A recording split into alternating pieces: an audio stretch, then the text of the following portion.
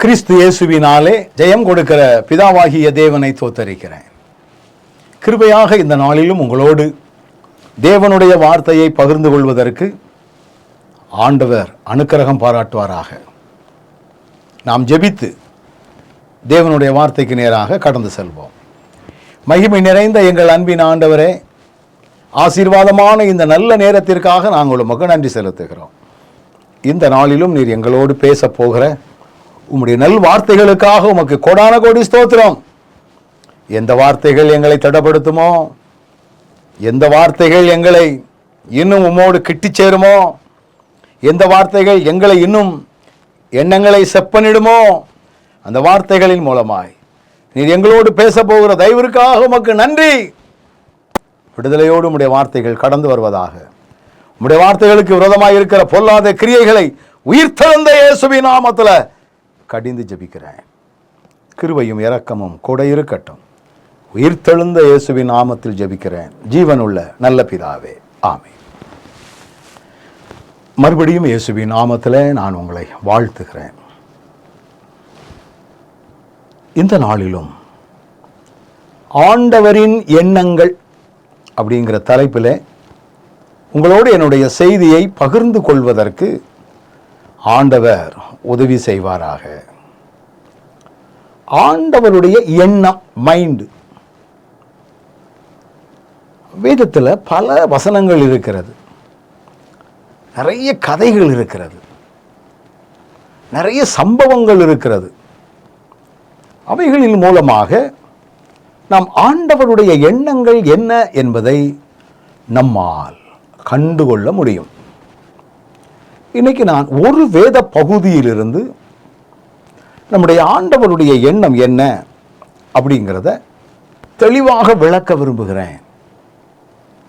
பெரும்பாலும் நம்முடைய ஜெபங்கள், ஆண்டவரே எனக்கு அதை தாரும், ஆண்டவரே இதை தாரும், ஆண்டவரே என்ன கேட்போம். நம்ம ஆண்டவருடைய எண்ணத்தை புரிந்து கொண்டு அதற்கு ஏற்ப நீங்கள் நடக்கின்றீர்களா? சிலருடைய எண்ணம் என்ன அப்படி இருக்கும் அப்படின்னா, நம்மளை ரொம்ப தாங்கணும். ஒரு திருமண வீட்டிற்கு போயிருந்தேன். அந்த மணமகன் என்னுடைய தகப்பனார் இள வயதிலேயே மரித்து போனார். அந்த வீட்டிற்கு அவர்களுடைய தாய் மாமன்கள் எல்லாம் வந்திருந்தாங்க. வந்தவர்களை எல்லாம் அந்த மணமகன் வணக்கம் வணக்கம் என்று வணக்கம் போட்டார். ஆனால் தாய் மாமனாருடைய எண்ணம் எப்படியா இருந்திருக்குது? அவன் என் காலில் விழுந்திருக்கணுமே, காலில் விழலையே, வணக்கம் அப்படிங்கிற மரியாதையை கொடுத்தாச்சு. ஆனால் அவன் எண்ணத்தை பாருங்க. இப்படி சில கீழ்த்தரமான எண்ணம் உள்ள பெரியவர்கள் இருக்கிறார்கள். ஆனால் ஆண்டவருடைய எண்ணம் என்ன? எல்லாரும் திருப்பிக் கொள்ளுங்கள். லூக்கா 15வது அதிகாரத்தை திருப்பிக் கொள்ளலாம். இந்த லூக்கா 15வது அதிகாரத்தில் 4 கதைகள் சொல்லப்பட்டிருக்கிறது. காணாமல் போன ஆடு, காணாமல் போன வெள்ளிக்காசு, இளைய குமாரன், மூத்த குமாரன் அப்படின்னு 4 பிரிவாக என்ன செய்யலாம், அதை பிரிக்க முடியும். இந்த கதைகள் எல்லாம் பொழுதுபோக்குக்காகவோ நேரப்போக்குக்காகவோ அவர் சொல்லவில்லை. அவர் சொல்லக்கூடிய கதைகளினுடைய நோக்கம், அவருடைய உள்ளான எண்ணம், அவருடைய உள்ளான எண்ணம் எல்லாவற்றையும் நாம் அறிந்து கொள்ள முடியும். நான் இதை பலமுறை வாசித்தாலும், பல இடங்களிலே நான் செய்திகளை கொடுத்தாலும், இதுல இருந்து ஒரு உண்மையை தெரிந்து கொள்ளக்கூடிய ஒரு பாக்கியத்தை ஆண்டவர் கொடுத்தார். அவருடைய எண்ணங்கள் என்ன? வேதம் சொல்லுகிறது பாருங்கள். முதலாவது, ஒருவரும் கெட்டுவிடக்கூடாது என்கிற எண்ணம் உள்ளவர் நம்முடைய ஆண்டவர். ஒருவரும் கெட்டக்கூடாது. ஐயா, எவ்வளோ பெரிய ஒரு பெரிய எண்ணம் பார்த்துங்க. அது எப்படி அறிஞ்சுக்கிடலாம்? வசனம் சொல்லுது பாருங்க. 15வது அதிகாரம் 7ஆம் வசனத்தில், மனம் திரும்ப அவசியமில்லாத 99 நீதிமான்களை குறித்து சந்தோஷம் உண்டாகிறதை பார்க்கிலும் மனம் திரும்புகிற ஒரே பாவியின் நிமித்தம் பரலோகத்தில் மிகுந்த சந்தோஷம் உண்டாயிருக்கும் என்று உங்களுக்கு சொல்லுகிறேன். ஒரு மிகுந்த சந்தோஷம் மனம் திரும்புகிற பாவி நிமித்தம். ஒரு மனுஷனுக்கு 100 ஆடு இருந்துச்சு. 100 ஆடுல 99 ஆடு பாதை மாறல. அவன் கண்ணுக்கு முன்னாலவே நின்னுச்சுது. ஆனால் ஒரு ஆடு தொலைந்து போனது. இந்த தொலைந்து போவதற்கு என்ன காரணமாக இருந்திருக்கும்? மற்ற ஆடுகளோடு மேய்கிறோம் என்கிற எண்ணம் இல்லாமல் அந்த புல்லு மேலேயே கவனமாக இருந்து மற்ற ஆடுகளெல்லாம் வேறு இடம் சென்றதை கவனியாமல் இருந்திருக்கலாம். அறியாமல் சென்ற ஆடு. எப்படியோ அந்த மந்தையின் மேய்ப்பன் ஆட்டை எண்ணும் பொழுது உன்னை காணவில்லை என்று தெரிந்த மாத்திரத்தில் 99 அப்படியே விட்டுட்டு ஒரு ஆட்டை தேடி திரிகிறார். நான் இதை வாசிக்கும் பொழுது அவருடைய எண்ணம் பாருங்க, ஒரு பாவியும் கெட்டு போய்விடக்கூடாது. நம்ம கிட்ட தான் 99 ஆடு இருக்குத. நம்ம கிட்ட தான் கதை ஒன்று போனால் நாளைக்கு வரும், அது பார்த்துக்கலாம். அசால்ட்டா இல்லை, நிர்விசாரமா இல்லை. ஒன்று கூட தவறிவிடக்கூடாது. இது ஆண்டவருடைய மிகப்பெரிய எண்ணம். இந்த எண்ணங்கள் இருக்கிறதுனால தான் இன்னைக்கு அறியாமல் தவறு செய்து கொண்டிருக்கிற மக்களை எல்லாம் தேடி தேடி மிஷினரிகள் ஓடிக்கொண்டிருக்கிறார்கள். போதைகளுக்கு அடிமையாக இருக்கிற மக்களை எல்லாம், அறியாமல் செய்து கொண்டிருக்கிற மக்களை எல்லாம் மீட்க வேண்டும் என்பதுதான் ஆண்டவருடைய மிகப்பெரிய எண்ணமாக இருக்கிறது. என அன்பானவர்களே, ஒரு பாவியும் கெட்டுப்போவது தேவ சித்தமல்ல. சில நாட்களுக்கு முன்பதாக ஒரு சகோதரர் பேசினார். ஐயா, புதுக்கோட்டை மாவட்டத்திலிருந்து நான் பேசுறேன் ஐயா. இந்த மாவட்டத்தை சுற்றி சில ஊர்களை சொன்னார்.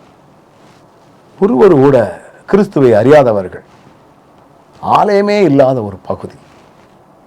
இவர்கள் மீது பரிதாபம் கொள்ளக்கூடிய எண்ணத்தை ஆண்டவர் எனக்கு கொடுத்தார். இவர்களுக்கென்று நான் விபிஎஸ் நடத்திக்கிட்டு இருக்கிறேன்.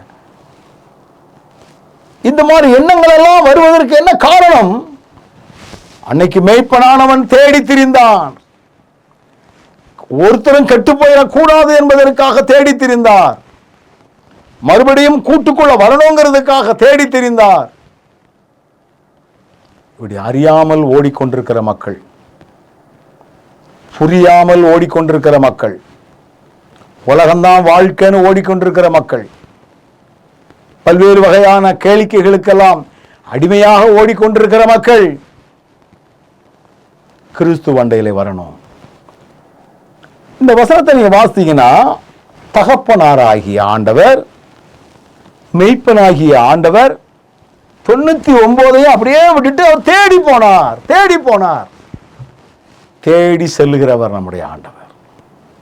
அவருக்கு என்னையா தலையெழுத்தா? அவருக்கு என்னையான கஷ்டம்? அவர் அவ்வளவு தூரம் ரிஸ்க் எடுக்க என்ன காரணம்? ஒருத்தரும் கெட்டுறக்கூடாது. நிறைய எனக்கு மிஷினரிகள் பழக்கம் உண்டு. அவருடைய நோக்கமெல்லாம் கிறிஸ்துவின் மந்தைக்குள்ள ஜனங்களை சேர்க்கணும், நித்திய வாழ்வுக்கு அவங்க சொந்தமாக மாறணும். இந்த உலக வாழ்க்கை நிரந்தரமான வாழ்க்கை அல்ல, நித்தியமான வாழ்க்கை இருக்குது. இந்த உலகத்தில் எத்தனையோ ஆண்டு வாழ்வோம், அதுக்கு பிறகு போயிடுவோம். மரித்த பிற்பாடு ஒரு வாழ்க்கை இருக்கிறதே, அந்த மந்தையில சேர்க்கணும். தேவனுடைய ராஜ்யம் என்கிற மந்தைக்குள் சேர்க்கணும். தேவனுடைய ராஜ்யத்திற்குள்ளே வராத ஏராளமான ஜனங்கள் கிடக்கிறார்கள். எவைகளுக்கெல்லாமோ யாருக்கெல்லாமோ அடிமைப்பட்டு கிடக்கிறார்கள். இவங்க எல்லாத்தையும் கொண்டு வரணுங்கிறது தான் என் ஆண்டவருடைய எண்ணமாக இருக்கிறது. இந்த ஆண்டவருடைய எண்ணம் என்ன? நீதிமான்களை அல்ல, பாவிகளையே ரட்சிக்க வந்தேன் என்று ஆண்டவர் சொல்லுகிறார். இரண்டாவது, திரும்பி வந்தவர்களுக்கு வாழ்வு கொடுப்பது. முதல் குறிப்பு என்னது? ஒருத்தரும் கெட்டு போயிடக்கூடாது. இரண்டாவது, திரும்பி வந்தவர்கள், அப்ப திரும்பி வந்தவர்கள் என்றால் என்ன? ஒரு காலத்தில் அப்பாவோடு இருந்தவர்கள், ஒரு காலத்தில் கிறிஸ்துவோடு இருந்தவர்கள், ஆண்டவரே தெய்வம் என்று தெரிந்தவர்கள், பின்மாற்றம் அடைந்து மனம் போன போக்கிலே உலகத்தை அனுபவிக்கணும்னு சென்று அங்கே போய் எதிரையோ மாட்டி, ஐயோ நான் இவ்வளோ பெரிய சிக்கல்ல மாட்டிக்கிட்டேனே. இந்த வசனம் மிக தெளிவாய் நமக்கு சொல்லுகிறது பாருங்கள், நல்லா புரிஞ்சுக்கிடுங்க. காணாமல் போன ஆட்டிற்காக ரிஸ்க் எடுத்த ஆண்டவர் காணாமல் போன இளைய குமாரனுக்காக ரிஸ்க் எடுக்கல. தன்னுடைய வேலைக்காரனை அங்க போய் பாரு, எங்க போயிருப்பா பாரு, என் மாமன் வீட்டுக்கு போயிருக்கானா, சொந்தக்காரன் வீட்டுக்கு போயிருக்கானா, எங்க இருக்கான், ஆள் அனுப்பு, அப்பெல்லாம் ஒரு சிரத்தையும் எடுக்கல. ஏன்னா இளைய குமாரன் அப்பா கூட தான் இருந்தான். ஆனா அப்பாவுடைய அன்பை புரியலையே, அப்பா கூட தான் இருந்தான். உலகத்தை அனுபவிக்கணும்னு ஒரு எண்ணம் வந்துருச்சு, உலகம்தான் வாழ்க்கைங்கிற எண்ணம் வந்துச்சு. அதனால அப்பா கிட்ட சண்டையை போட்டு அப்பா வார்த்தைக்கு கீழ்ப்படியாம எல்லாத்தையும் பிரித்து வாங்கிட்டு போனான். அப்பாவும் விட்டு கொடுத்துட்டார், என்னத்தெல்லாம் வேணுமோ கொண்டு போ. மூத்த குமாரன் இளைய குமாரன் எல்லாத்துக்கும் சொத்தை பிரித்து கொடுத்தாரு. ஆனால் இளைய குமாரன் அவ்வளோத்தையும் வாரிட்டு கொண்டு போயிட்டான். கையில் பசம் இருக்கும்போது நண்பர்கள் சேர்ந்தாங்க, எல்லாத்தையும் வீதி விளையாண்டான். ஒரு நாள் சாப்பாட்டுக்கே வழி கிடையாது. ஒரு நாள் தெருவுக்கு வந்துட்டான். வேலை செய்கிற இடத்துல கூட சாப்பிட்றதுக்கு வழி இல்லை, சாப்பிட்றதுக்கு வழி இல்லை, அவ்வளவு நெருக்கம். அதனால பன்னிக்கு வைக்கக்கூடிய தவிடத்துங்க ஆசையா இருந்தானா, அது கூட அவனுக்கு கிடைக்கல, அது கூட அவனுக்கு என்ன செய்யலை, கிடைக்கல. அப்ப எவ்வளவு நெருக்கமா இருந்திருப்பான். இப்படி வேதனையினுடைய உச்சக்கட்டத்தில் இருக்கும் பொழுது, சாப்பாட்டுக்கே வழியில்லாத நிர்பந்தமான நிலையிலே இருக்கும் பொழுது அவங்க அப்பா ஆள் அனுப்புனாரு, சரியான நேரத்தில் வந்து பேசினாரு, அப்படிலாம் சொல்லலை. தனக்குள்ளாகவே எண்ணிக்கொண்டான், எங்கள் அப்பா வீட்டில் வேலைக்காரன்லாம் என்ன சாப்பாடு சாப்பிடுதான், வயிறு நிரம்ப சாப்பிடுதான், 3 நேரம் கொளுத்த சாப்பாடு அவருக்கு. நானோ பசியினால் சாகிறேன். இந்த பசிக்கு என்ன காரணம்? அப்பாவினுடைய வார்த்தையை மீறி வந்தேன், அப்பாவோடு வாழ்கிற வாழ்க்கையை உதறிட்டு வந்தேன். உலகத்தில் வாழணும், என்னால் எப்படியும் சம்பாதிக்க முடியும் அப்படிங்கிற எண்ணத்தில் வந்தேன். கடைசியில் எல்லாத்தையும் இழந்து பரிதவிக்கப்பட்ட நிலை போல அவன் தன்னுடைய நிலையை உணர்தான். எங்கள் அப்பா வீட்டில் என்ன சாப்பாடு ஐயா. இப்போ ஒரு டிசிஷன் எடுக்கிறான். என்ன செய்கிறான் பாருங்க, 18ஆம் வசனம் சொல்லுது, நான் எழுந்து என் தகப்பனிடத்திற்கு போய், தகப்பனே, பரத்துக்கு விரோதமாகவும் உமக்கு முன்பாகவும் பாவம் செய்தேன், இனிமேல் உம்முடைய குமாரன் என்று சொல்லப்படுவதற்கு நான் பாத்திரன் அல்ல அப்படின்னு போய் எங்க அப்பாட்ட சொல்லணும் அப்படின்னு மனசுக்குள்ளே நினைச்சான். மனதிற்குள்ளே நினைத்தவன் அப்படியே இருந்த நிலை. எனக்கு எங்க அப்பா கிட்ட போக ஆசைதான், ஆனா அவர் என்னை திருப்பி அனுப்பிட்டாருன்னா, என்னை ஏத்துக்கிடலன்னா, என்னை அடிச்சு விட்டாருன்னா, வாயமில்ல வெளியே அப்படின்னு சொல்லிட்டாருன்னா, அப்படிலாம் நினைச்சிருந்தா அவன் போயிருக்க முடியாது. நினைத்தவன் உடனே புறப்பட்டான், அந்த டிசிஷன் எடுத்தான். எங்க அப்பாட்ட போய் இதெல்லாம் நான் சொல்லுவேன் அப்படின்னு ஒரு தீர்மானம் எடுத்தான். அந்த தீர்மானத்தை உடனே நிறைவேற்றினான். எழுந்து புறப்பட்டு தன் தகப்பனிடத்தில் வந்தான் என்று சொல்லப்பட்டிருக்கிறது. இந்த 20ஆம் வசனம் தான் மிக மிக முக்கியமான ஒரு வசனம். தகப்பனார் இடத்துல வந்து பாவத்தை மன்னிப்பதற்கு முன்பதாக, அல்லது பாவ மன்னிப்பை கேட்பதற்கு முன்னதாகவே தகப்பனார் ஓடி வந்து அவனை முத்தம் செய்தார். ஒரு வேலைக்காரன் கூட ஐயா உங்க இளையகுமாரன் வாராம் பாருங்க ஐயா, அவன் கோலத்தை பாருங்க ஐயாலாம் சொல்லல. யாரும் சொல்வதற்கு முன்பதாகவே அவன் தூரத்தில் வரும் பொழுதே அவனுடைய தகப்பன் அவனை கண்டு மனதுருகி. ஏன் இந்த தகப்பனாருடைய எண்ணம், கெட்டுப்போன என்னுடைய மகன் திரும்பி வந்து விட மாட்டானா, என்னுடைய வார்த்தைகளை உதறிவிட்டு போன மகன் என் பக்கம் வந்து விட மாட்டான் எதிர்பார்த்து கொண்டிருக்கிறார். வந்த மகனை சரி வந்து மன்னிப்பு கேட்கட்டுமே அப்படியே உக்காந்துருப்பான். அப்படிலாம் நிற்கல, அப்படியே மூஞ்ச திருப்பிட்டு உட்காரல, இவரே போகிறார். இதுதான் ஆண்டவராகிய இயேசு கிறிஸ்துவினுடைய அன்பு. தன்னுடைய தவறுகளுக்காக மனஸ்தாபப்பட்டு திரும்பி வந்து தன்னுடைய பாவங்களுக்காக மன்னிப்பை கேட்கிற ஒவ்வொருவருக்கும் ஆண்டவர் வாழ்வு கொடுக்கிறார். நீங்கள் எந்த ஜாதியா இருக்கலாம், எந்த மதமா இருக்கலாம், எந்த நெருக்கத்திலையும் வாழக்கூடியவங்களா இருக்கலாம். ஒன்னே ஒன்று, உங்க தவறுகளை உணர்ந்து இயேசுவே எனக்கு இரங்கும், இயேசுவே என்னை மன்னியும் கதறி பாருங்கள், கதறி பாருங்கள். கெட்டுப்போன ஒரு மனிதனுக்கு வாழ்வு கொடுத்தவர், திரும்பி வந்த ஒரு மனிதனுக்கு வாழ்வு கொடுத்தவர். முதல் குறிப்பில் அந்த ஆடு அறியாமல் சென்றது. இரண்டாவது குறிப்பில் இவன் அறிந்து சென்றவன். அறியாமல் சென்ற ஆட்டை தேடி சென்றார்.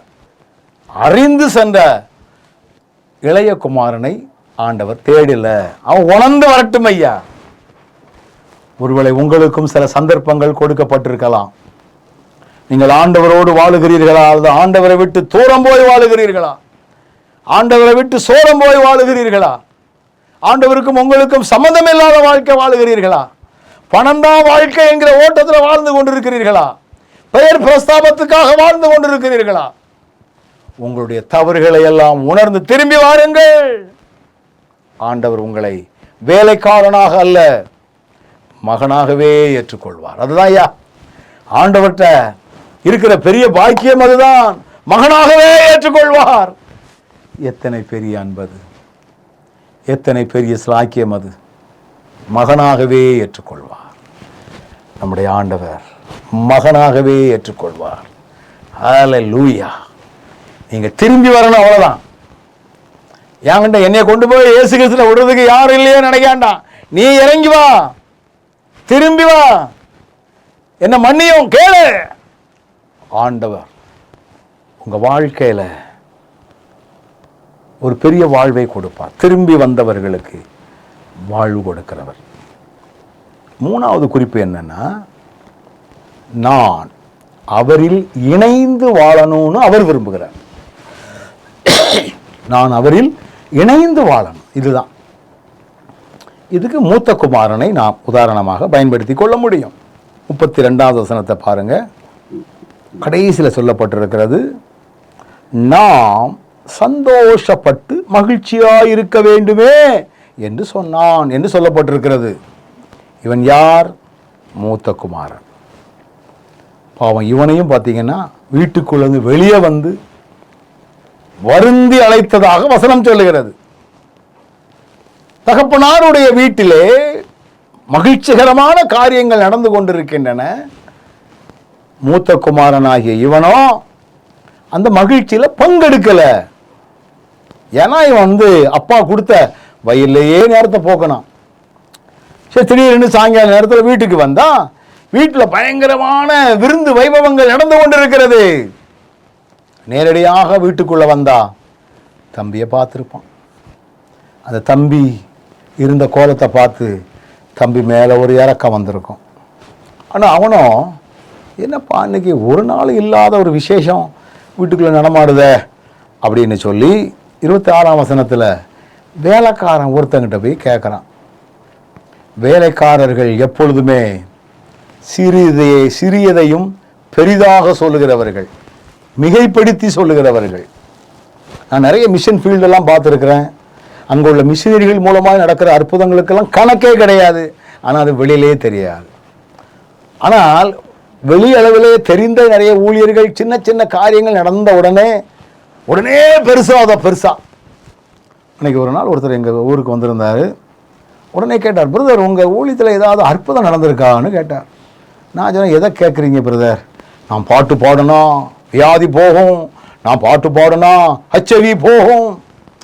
அதாயா முக்கியம்? அதுவா முக்கியம்? மனம் திரும்புதல் முக்கியம். கிறிஸ்துவோடு இணைந்து வாழுகிற வாழ்க்கை முக்கியம். இன்னைக்கு தேவனுடைய வார்த்தை, ஆண்டவரோடு இணைந்து வாழணும்.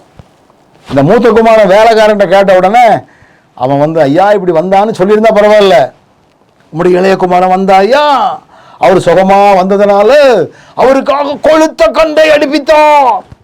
இவனை யார் சொல்ல சொன்னது? கொளுத்த கண்டுன்னு சொல்ல சொன்னது யார் ஐயா? இந்த சிண்டு மூட்டி விடுதல் அப்படின்னு. சிலர் பார்த்தீங்கன்னா அப்பானா அப்பாவுக்கு தக்கன பேசுறது, அம்மானா அம்மாவுக்கு தக்கன பேசுறது, அண்ணன்னா அண்ணனுக்கு தக்கன பேசுறது, இப்படி சின்ன முதலாளி பெரிய முதலாளி பொம்பளை அப்படின்னு அவங்க தக்க பேசுறது, இப்படி இவனு தக்க பேசுறான். என்ன சொன்னா இவனுக்கு கோபம் வரும். இந்த கொளுத்த கண்டுங்கிற வார்த்தையை கேட்ட உடனே தான் மூத்த குமாரனுக்கு தாங்கவே முடியல. என்ன தாங்க முடியல? நீங்க 29வது வசனத்துல இருந்து 30ஆம் வசனம் வரைக்கும் 2 வசனத்தை நீங்க வாசித்து பார்த்தீங்கன்னா, தகப்பனாரோடு பேசுறான். இத்தனை வருஷமா நான் உமக்கு ஊழியம் செஞ்சேனே, நீர் சொன்னதை நான் ஒண்ணுமே நான் மறுக்கலையே. அந்த வயலுக்கு தண்ணியை போடு, இந்த வயலுக்கு வாமடைய வை, நான் ஒழுங்கா செய்வன் ஐயா. ஆனா பாருங்க, இளையகுமாரன் வேசிகளிடத்திலே போய் எல்லாத்தையும் அழிச்சிட்டு வந்துட்டான். நான் உம்முடைய வார்த்தைகள்லாம் கீழ்ப்படிஞ்சு நடக்கேன். 29ஆம் வசனத்தினுடைய கடைசி வரி சொல்லுகிறது, நீர் எனக்குன்னு ஒரு ஆட்டுக்குட்டியாவது என்ன செய்யல, அறுக்கலைய. ஆனா அந்த பையன் வந்த உடனே அவனுக்குன்னு கொளுத்த கண்டை அடுப்படுத்தீர். எங்க ஊர்ல வந்து மாட்டுக்கறியை விட ஆட்டுக்கறி தான் கொஞ்சம் நல்லா இருக்கும், ரேட்டும் கூட. ஆனா அந்த காலத்துல ஆட்டுக்கறியை விட மாட்டுக்கறி தான் பெருசா நினைச்சிருக்காங்க. அதனால தான் அவர் சொல்லியிருக்கிறாரு, எனக்குன்னு ஒரு கொளுத்த கண்டை அடிப்பிடிக்கலையே, கண்ணுக்குட்டி கூட ஆட்டுக்குட்டியை கூட அடிப்பிக்கலையே, அவனுக்குன்னு எனக்கு பெரிய கொளுத்த கண்டு. அப்போ அப்பா கூட கிடந்தாலும் உள்ள வெந்துட்டு கிடக்கு, இன்னும் உலகத்தை அனுபவிக்க முடியலையே. சில பெந்தைகோஸ்தை ஆலயத்திற்கெல்லாம் நான் பிரசங்கம் பண்ணக்கூடிய வாய்ப்பு உண்டு. சில நபர்களை பார்த்து பேசும்போது, தனியாக பேசும்பொழுதெல்லாம் நகை போடலை அப்படின்னா உண்மையாகவே வெறுக்கிறவங்க, வெந்து போய் இருக்கிறாங்க. சிலர் வெள்ளை சேலை தான் கட்டணும்னா எல்லாருக்கும் அதெல்லாம் கட்டணும்னு ஆசை, வேற வழியில் இங்க கட்டுப்பாடு அப்படி இருக்குது, உள்ள வெந்து போய் இருக்கிறாங்க. இன்னைக்கு அதே போலதான் இந்த மூத்த குமாரன் அப்பா கூட இருந்தாலும் அப்பாவோடு இணைந்து மகிழ்ச்சியா இருக்கணும்னு விரும்பல. என்னால அதை அனுபவிக்க முடியலையே, உலகத்தை அனுபவிக்க முடியலையே, சிற்றின்பங்களுக்கு என்னால ஒன்றும் செய்ய முடியலையே, அப்பா கூடவே கிடக்கனே, என் ஃப்ரெண்ட்ஷிப்போடு. அதான் அவர் சொல்றாரு பாருங்க, என் சிநேகிதரோட ஒரு காலம் சந்தோஷமா இருக்கும்படி எனக்கு ஆட்டுக்குட்டியை தரலையே. இதெல்லாம் கேட்ட மூத்த குமாரன்ட்ட தகப்பனார் சொல்றாரு, நாம் சந்தோஷப்பட்டு மகளணும். இது ஆண்டவருடைய எண்ணம். என்ன? ஆண்டவர் இல்லாமல் எதிலும் நீங்கள் மகிழக்கூடாது, ஆண்டவரில் இணைந்து மகிழுங்கள், கர்த்தரிடத்தில் எப்பொழுதும் மனமகிழ்ச்சியாயிரு. ஆண்டவரில் மகிழ்கிற, ஆண்டவரோடு இணைந்து வாழ்கிற வாழ்க்கைதான் மகிழ்ச்சி. ஆண்டவரில் நாம் மகிழ்ச்சி என்ன உடனே நம்ம வேறு வகையான எண்ணங்களை கொண்டு விடக்கூடாது. அவர்களுடைய உறவுகளில் நிலைத்திருந்து வாழ்கிற வாழ்க்கை, அவரோடு இணைந்து வாழ்கிற வாழ்க்கை, அவருடைய வேத வசனங்களை தியானிப்பதன் மூலமாய் வரக்கூடிய ஆனந்தம். மன்னன் இயேசு என் பாவங்களை எல்லாம் மன்னித்து விட்டாரே என்கிறதை எண்ணும் போதெல்லாம் வரக்கூடிய ஆனந்தம். அவரில் எங்கே போவேன்? நித்தியமான வாழ்க்கை உம்மிடத்தில் அல்லவோ இருக்கிறது. உலகத்துக்காக வாழ்க்கை அல்ல, உன்னதத்திற்காக இயேசு. இதை புரிந்து கொண்டு வாழ்வது இதுதான்யா இந்த கதைகளின் மூலமாய் ஆண்டவருடைய எண்ணம். என்ன? ஒருத்தரும் கெட்டுறக்கூடாது. தன்னுடைய தவறுகளை உணர்ந்து திரும்பி வந்தா அவங்களுக்கு மறுபடியும் வாழ்வு கொடுப்பது, நாம் அவரோடு இணைந்து மகிழ்ச்சியாக இருப்பது, இதுதான் ஆண்டவருடைய எண்ணங்களாக இருக்கிறது. ஆண்டவரே, நாங்கள் உம்முடைய எண்ணங்களை புரிந்து கொண்டு வாழ எங்களுக்கு கிருபை தாரும். கேட்போமா? கண்களை மூடுவோம். நன்றி ஆண்டவரே, நன்றி அப்பா. இந்த அருமையான வேலைக்காக நாங்கள் உமக்கு நன்றி செலுத்துகிறோம். ஒரு தெரிந்த வேத பகுதி தான்.